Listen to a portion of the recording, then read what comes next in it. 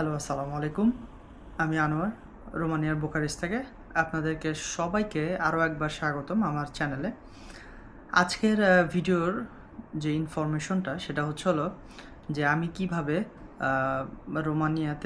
Romania থেকে অস্ট্রিয়াতে গেলাম, কিভাবে গেলাম এবং বর্ডারে কী ধরনের কোশ্চেন হয় অথবা বর্ডার ক্রস করার সময় কোনো ধরনের সমস্যা হয় কিনা সেই বিষয়গুলো নিয়ে আলোচনা করব, যাতে ভবিষ্যতে আপনারা যারা আসবেন তারা যেন অ্যাটলিস্ট এতটুকু ইনফরমেশনের জন্য আপনারা যেন একটু সিকিউর ফিল করেন এবং আপনাদের কোনো ধরনের সমস্যা কী ধরনের হতে পারে সেই বিষয়গুলো নিয়ে আগে থেকে পূর্ব পরিকল্পনা করে রাখতে পারেন। তো আমি রোমানিয়া থেকে অস্ট্রিয়াতে অ্যাকচুয়ালি ঘোরার উদ্দেশ্যে গেছি এবং একটা কাজের উদ্দেশ্যেও গিয়েছিলাম। তো সেখানে যাওয়ার জন্য আমি প্রথমে হাঙ্গেরির বুদাপেস্টের টিকিট করি। সরাসরি অস্ট্রিয়ার টিকিট আমি করিনি। তো আমরা সেখান থেকে বুদাপেস্ট থেকে আমরা পরে অস্ট্রিয়াতে ভিনেরা যে রাজধানী সেখানে আমরা যাই। তো আমি আমার এই ইনফরমেশনের মধ্যে আমি একটু চেষ্টা করব তুলে ধরার জন্য যে আমার যে ট্রাভেলের যে এক্সপিরিয়েন্সটা ছিল সেটা। তো আমি মিলিটারি থেকে রোমানিয়ার বুখারেস্টের মিলিটারি বাস স্ট্যান্ড থেকে আমি আমার বাসে উঠি।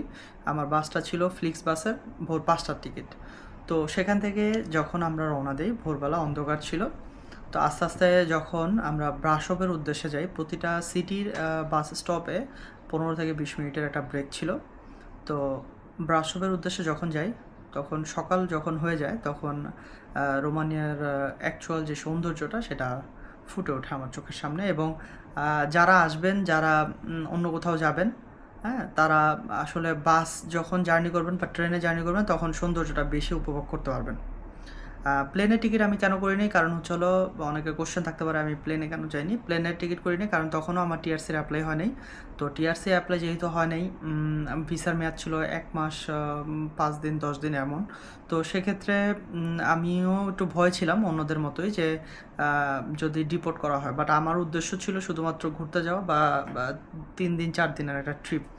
তারপরেও আসলে বর্ডার যারা অফিসার আছে তারা তো আসলে আমাকে অন্য 10 জনের মতো করেই দেখবে।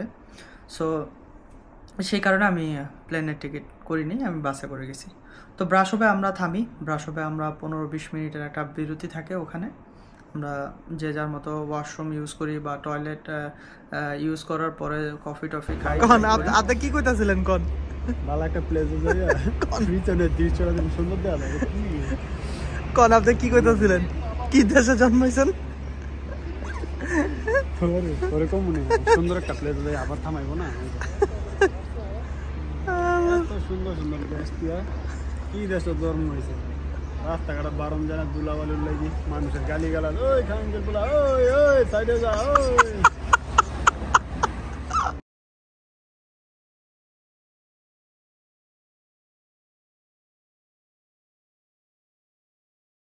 তো যাই হোক, আমরা ব্রাসোভ থেকে পরবর্তীতে উদ্দেশ্য আমাদের ক্রুজের উদ্দেশ্যে। যেহেতু আমি অত ভালো করে তখনও চিনি না, তো আমি জানি যে ব্রাসোভ থেকে ক্রুজ, বাট এর মাঝখানেও আমাদের একটা জায়গায় বিরতি ছিল, একটা পেট্রোল পাম্পে।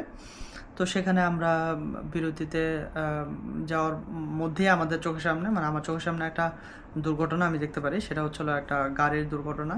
তো সেখানে পুলিশ ছিল এবং গাড়িগুলো ছিল। তো যাই হোক, ওখান থেকে আমরা সরাসরি চলে যাই ক্রুজে। তো ক্রুজে যাওয়ার পরে আমাদের প্রায় 20 মিনিটের একটা বিরতি থাকে এবং ক্রুজটাই হচ্ছিল লাস্ট স্টপেজ। আপনার পরবর্তীতে যেটা আমরা থামি সেটা হচ্ছিল হাঙ্গেরিতে।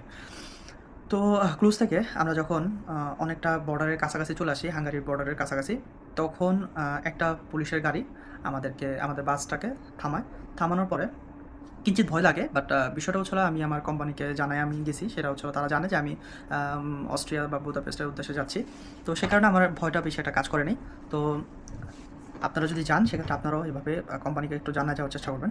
যদি না জানা যাওয়ার একদম থাকে যে জানানো যাবেই না, সেক্ষেত্রেও প্রবলেম নেই। কারণ হচ্ছিল যদি ভিসা থাকে, আমার সাথে যেটা হয়েছে, আমাকে কোনো ধরনের কোশ্চেন করা হয়নি। প্রতিটা সবার বাসে ওঠার পরে প্রতিজনের আপনার পাসপোর্ট চেক করছে তারা। তো পাসপোর্ট চেক করার পরে আমার ভিসা যেহেতু ছিল, আমাকে পাসপোর্ট দেখে পরবর্তীতে আমাকে পাসপোর্ট ফেরত দিছে এবং কোনো ধরনের কোশ্চেন জিজ্ঞাসা করেনি তারা। তো যাই হোক, তারপর আমরা সুন্দর মতো বর্ডার ক্রস করি, এরপরে আমরা হাঙ্গেরির ওই পাশটাতেই আমরা একটা বিরতিতে যাই। এখন আলহামদুলিল্লাহ হাঙ্গেরির সাইডে আছি আমরা। বর্ডার ক্রস করে দেন হচ্ছে হলো একটা স্টপেজে থামলাম। এখানে 20 মিনিটের একটা ব্রেক আছে। আফটার এই ব্রেকের পরে আমরা আবার চলে যাব বুদাপেস্টের উদ্দেশ্যে। তো বিরতির পরে আমরা সরাসরি বুদাপেস্টের উদ্দেশ্যে রওনা দিই। ওখান থেকে আমরা বুদাপেস্টে যাই। বুদাপেস্টে যাইতে যেতে আমাদের প্রায় রাত হয়ে যায়। তো এই জার্নিটা ছিল প্রায় 17 থেকে 18 ঘন্টার। হ্যাঁ, 18 ঘন্টার জার্নি। তো বুদাপেস্টে যেতে যেতে রাত হয়ে যায়। সেখানে আমাদের জন্য আমাদের এক বন্ধু সে একটা গাড়ি নিয়ে আসছিল বুদাপেস্ট বাস স্ট্যান্ডে। সেখান থেকে আমরা চলে যাই হলো অস্ট্রিয়াতে। তো এই হচ্ছে হলো অস্ট্রিয়াতে যাওয়ার সময় যে বর্ডারটা থাকে বুদাপেস্ট এবং আপনার অস্ট্রিয়ার যে বর্ডার, সেখানেও আমাদের কোনো ধরনের কোশ্চেন করা হয়নি, বরঞ্চ সেখানে কেউ জিজ্ঞাসাও করে নাই বা সেখানে গাড়ি থামানোও হয় নাই, কোনো কিছু না, জাস্ট আমরা বর্ডারটা ক্রস করছি, কোনো ধরনের কোনো প্রবলেম হয় নাই। তো এই ছিল আমার বর্ডার পার হওয়ার যে বিষয়টা।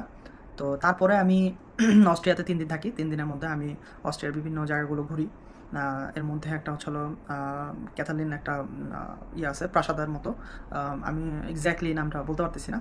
তো আমি চেষ্টা করবো আপনার ভিডিওর মধ্যে নামটা দিয়ে দেওয়ার জন্য এবং কিছু ইনফরমেশন এটার সাথে অ্যাড করে দেওয়ার জন্য। ওখানে অস্ট্রিয়াতে ওই জায়গাটাতেই আমার কাছে খুব ভালো লাগছে। এবং অস্ট্রিয়াতে আপনার রোমানিয়ার যেমন বুখারেস্টের মধ্যে একটা ওল্ড টাউন নামে একটা জায়গা আছে, যেখানে আপনার একটু রাত হলে জমজমাট থাকে, অনেক বার বা অনেক নাইট ক্লাবগুলো আছে এখানে। তো অস্ট্রিয়াতেও সেম আপনার একটা প্লেস আছে, বাট আমার ওখানে যাওয়া হয়নি। তো আমি মোটামুটি 2 দিন ছিলাম। একদিন আমার খুব কাজ ছিল, আমি কাজের জন্য আমি বের হতে পারিনি। তো আরেকদিন আমরা ঘোরাঘুরি করছি। তো সেখানে আমি কয়েকটা জায়গা চেষ্টা করছি দেখার জন্য। এবং খুবই সুন্দর একটা দেশ অস্ট্রিয়া, খুব সুন্দর। এবং সবথেকে অবাক করার বিষয় হচ্ছিল অস্ট্রিয়াতে আমি যখন রাস্তায় হাঁটছিলাম তখন 10 জনের মধ্যে আমার কাছে 3 থেকে 4 জনই আমি পাইছি যারা হচ্ছিল মুসলিম, বোরকা পরা।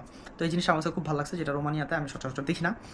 তো অস্ট্রিয়াতে এই 3 দিন পরে আমি যখন রোমানিয়ার উদ্দেশ্যে আসি, তখন আমার প্ল্যান ছিল যে আমি যেহেতু কাছাকাছি স্লোভাকিয়া, তো স্লোভাকিয়াটা ঘুরে আমি তারপরে রোমানিয়াতে আসব। তো আমি স্লোভাকিয়াতে যাই। স্লোভাকিয়ার রাজধানীতে আমি গিয়ে সেখানে 1 দিন ছিলাম। শুধুমাত্র 1 দিনের একটা ট্যুর ছিল, সংক্ষিপ্ত একটা ট্যুর।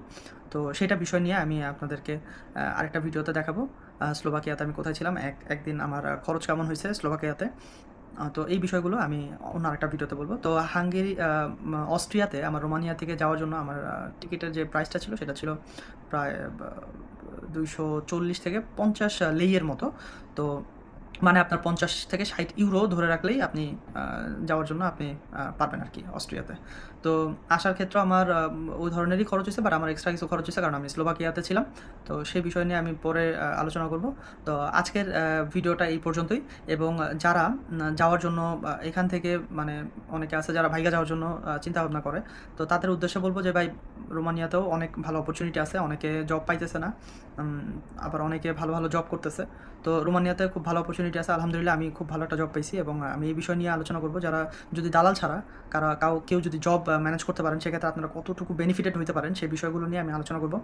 এবং হলো আমার যদি কেউ আমার কাছে কোনো জবের জন্য বলেন, আসলে আমার কাছে আমি নিজের যোগ্যতাতে আসলে জব নেওয়ার চেষ্টা করি। তো এই কারণে আমার যতটুকু লবিং সেটা হলো আমি কয়েকটা অ্যাপস বা কয়েকটা ওয়েবসাইটের মাধ্যমে আমি জব অ্যাপ্লিকেশন করি, অথবা আমার পরিচিত যাদের সাথে কথাবার্তা হয় তাদের মাধ্যমে। তো আমার নিজস্ব কোনো শক্তি নেই আপনাদেরকে জব ম্যানেজ করে দেওয়ার জন্য, বাট আমি এতটুকু বলবো আমার কিছু পরিচিত লোক আছে যারা টাকার বিনিময়ে জব দেয়। তো তবে আমি যেটা দেখাই দিতে পারবো সেটা আপনারা কীভাবে টাকা পয়সা ছাড়াই আপনারা অ্যাপ্লাই করতে পারবেন জবের জন্য।